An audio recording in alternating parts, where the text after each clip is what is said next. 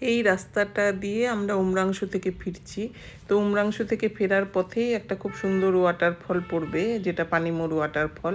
এই বাঁদিকের রাস্তাটা দিয়ে সোজা চলে গেলে আমরা ওয়াটারফলটা পেয়ে যাব।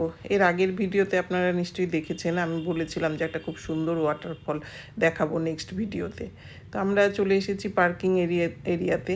পার্কিং এরিয়াটা বেশ বড়, কারণ এখানে প্রচুর ট্যুরিস্ট আসে। আর ওই যে রাস্তাটা দেখা যাচ্ছে, ওই রাস্তাটা দিয়েই কিন্তু আমরা আসলাম। আর তাছাড়া এখানে ছোট ছোট কিছু দোকান আছে, যে দোকানে আপনারা চা, কফি, খুব বেশি হলে ম্যাগি পেতে পারেন। এর থেকে কিন্তু খুব বেশি কিছু এখানে পাওয়া যাবে না। তো চলুন আমরা ওয়াটারফলের দিকে যাই। তো এটা হচ্ছে কপিলী নদী, কপিলী পাহাড়ি নদী আর কি, যার জন্য প্রচুর ছোট বড় পাথরে ভর্তি আর কি নদীটা। আর এটা হচ্ছে ওয়াটারফলের গেট, যেটা দিয়ে আমরা এখন ঢুকে যাব আর কি ওয়াটারফল দেখার জন্য। তো ওয়াটারফলের দুটো রাস্তা আছে, একটা হচ্ছে এটা, আর একটা ওই দিকে সিঁড়ি বানানো আছে, আপনারা যে কোনো একটা দিয়েই যেতে পারেন।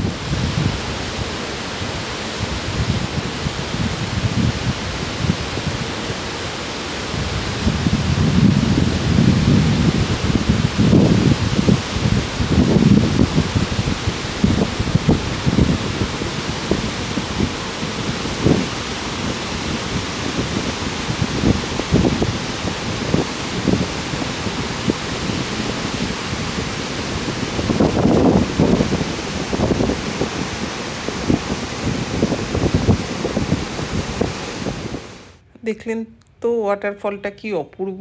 আর জলের রঙটা দেখুন, কি অপূর্ব জলের রঙ। আর জলটা যে পড়ছে সেটা তো একদম দুধের মতো সাদা। আর নদীর রঙ হচ্ছে এটা, মানে এত সুন্দর লাগছিল দেখতে। আপনারা পারলে একবার এসে এই জায়গাটা দেখবেন, আশা করি যে খুব ভালো লাগবে আপনাদের।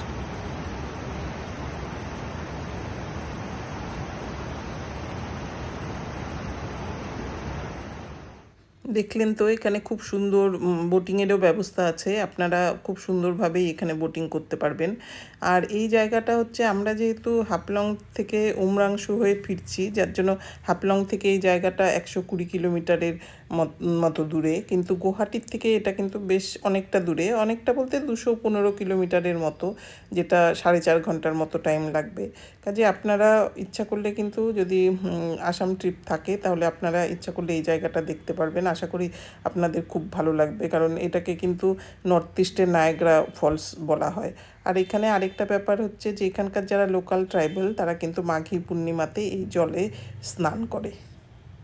এই ছিল খুব ছোট্ট একটা ভিডিও, ভাবলাম যে আরেকবার ওয়াটারফলটা দেখিয়ে ভিডিওটা শেষ করি। আশা করি আপনাদের ভিডিওটা ভালো লাগলো। যদি আপনাদের ভালো লাগে, তাহলে সত্যি বলতে আমারও খুব ভালো লাগবে।